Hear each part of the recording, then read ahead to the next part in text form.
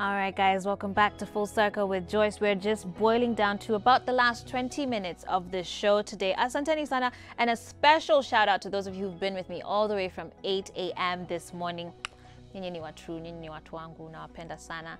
But we're going to continue with our discussions right now. And welcome back, Sharon Kate Nganga. Thank you for having An me. economist and statistician and TV presenter as well.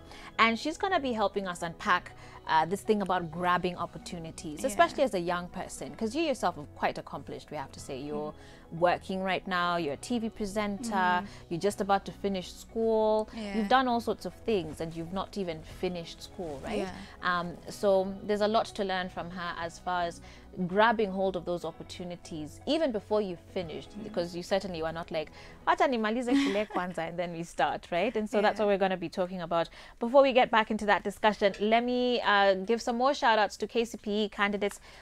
Mazee mmejitokeza na hizi success wishes. But hey Joyce, Isaac from Juja, help me wish my former schools Suguroi Primary and Koilel Secondary success. Good morning, guys. I'd like to wish my brother Rashid success. I guess that's Rashid from Nax. Hey Joyce, niko live in Kirinyaga. Woi, napenda hiyo success to all students in KMT. Help wish my friends success in their KCPE exams. That's Caleb, Steve, Regis, Evelia, Sam, Jason, and all pupils in Greenwoods Academy and Mount St. Mary's success. Lynn from Londiani says, I wish my sister Nelly Cherono success in her Class 8 exams at Barotion Primary School.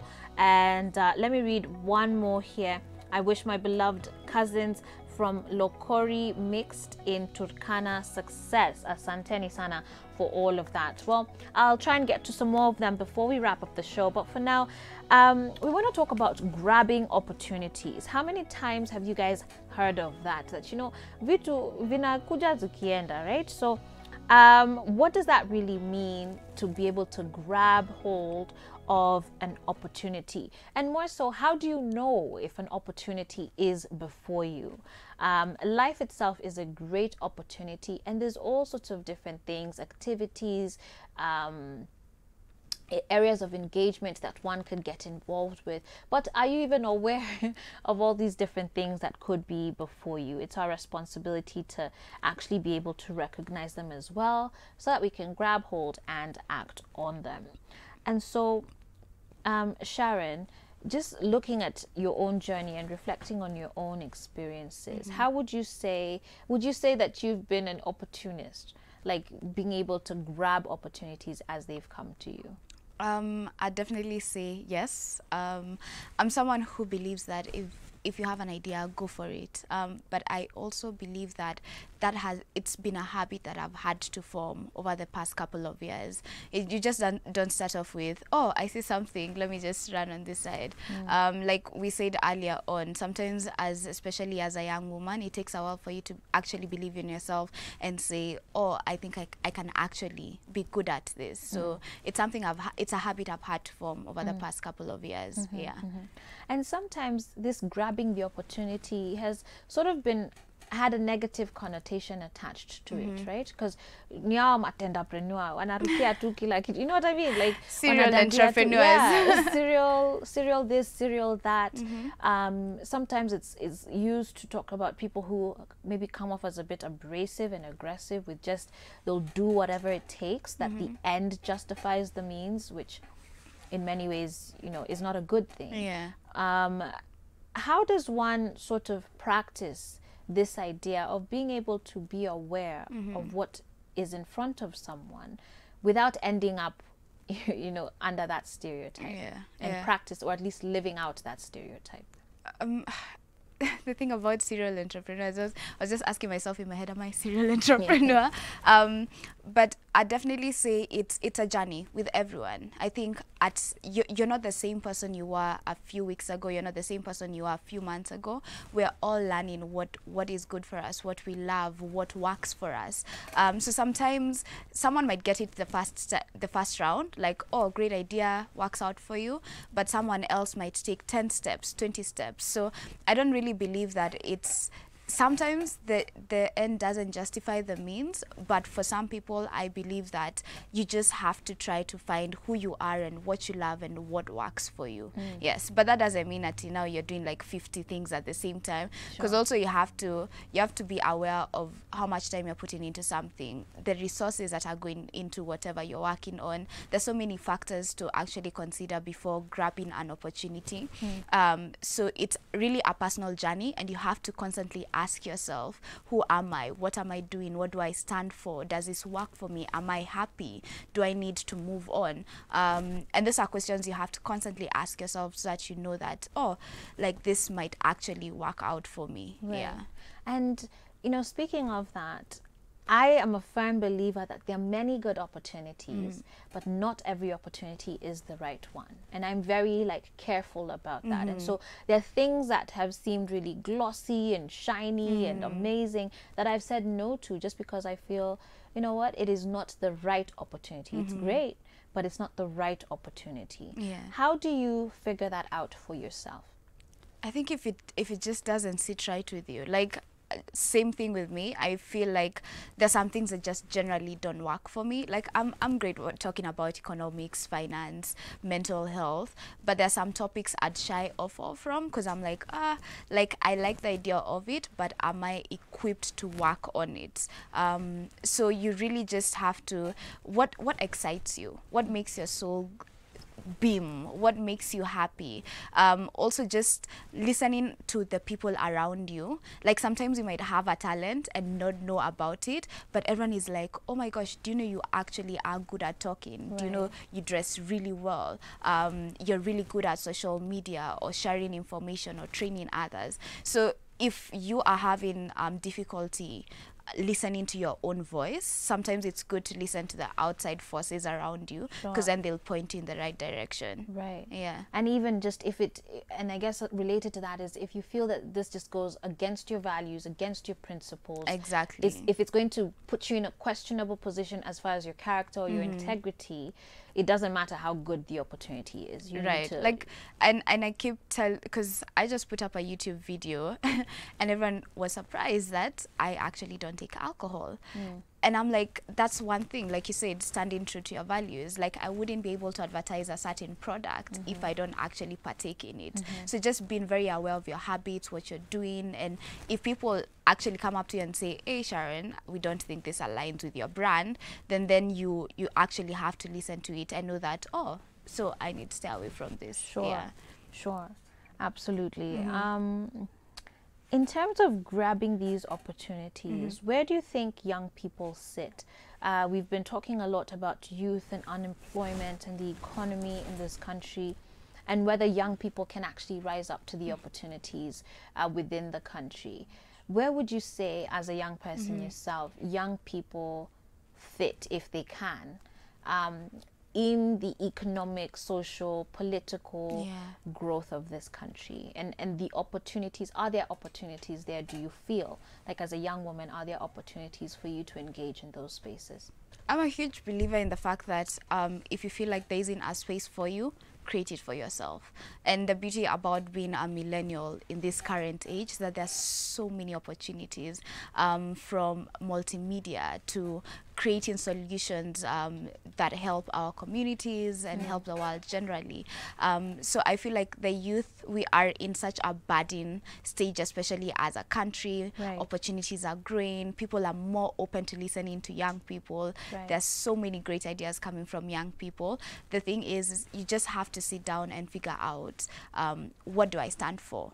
What do I want to speak about? What do I want to discuss? What do I want to share with the world? And then find creative ways to get resources around that, to get people to support you, because I feel like there's so many opportunities. You just have to figure it out and figure yourself out and constantly ask yourself those questions to get to the answer.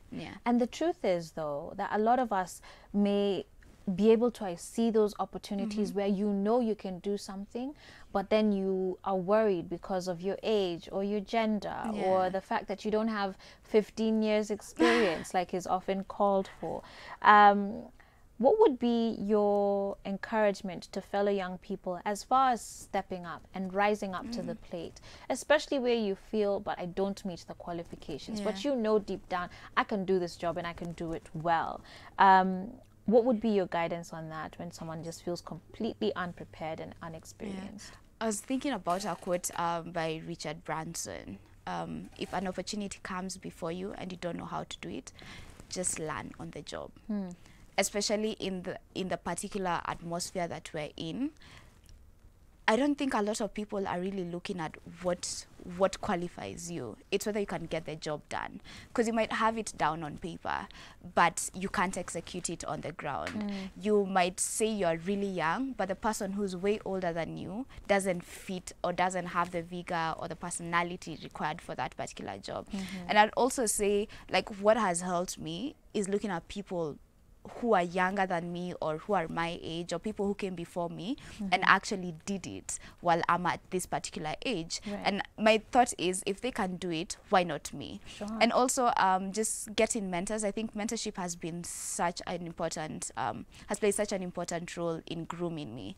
Getting the right voices speaking to you and encouraging you. And also mentors who create opportunities for you to walk in. So I'd say identify, I know there are people who feel like, oh, mentorship might not be for me, but it could also just be talking to someone who has experience in a certain field, or someone who has characteristics that, or a character that you look up to, and just forming your ideas around such people. Because sometimes if you put yourself in a negative space, that can only make you drown more in the inadequacies that you feel that you already have. So just having the right people, believing in yourself, and going for it. Take a risk. I'm more scared of regret than failing. So try it, and if you fail, that's okay. Try something else. But you don't want to live with a constant fear of, oh, like, I would have actually done well. I wish I had. I could have done this. I could have been at this point in my life, but I didn't. Irene, Kendi, I like that you've brought up that, like, the spaces that you surround yourself with, and making sure that you're not in those negative spaces. Irene Kendi on Facebook says, the fact is opportunities are there, but we have this mentality that niya kina nani ama niya watu fulani, right? And so we almost dismiss ourselves from these opportunities because we imagine that they're for other people. The other thing that you've mentioned, though, is about mentorship, which a lot of young people are very concerned about nowadays. How did you go about getting and having mentors? So the first, I'm a recipient of the Akilidada Foundation. So they gave me a scholarship, and aside from that, they also gave me mentors that were in line with the ideas I had or what I wanted to be in the future.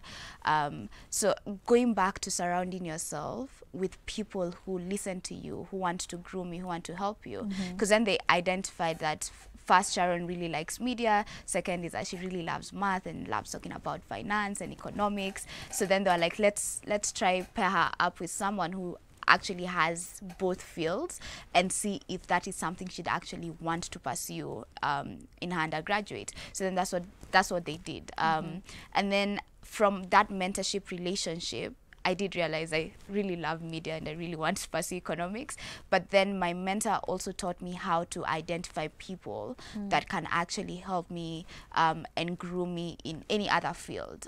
She taught me about how to have a mentor-mentee relationship, how to groom yourself, how to create rapport with other people, how to socialize, how to network, and all these things.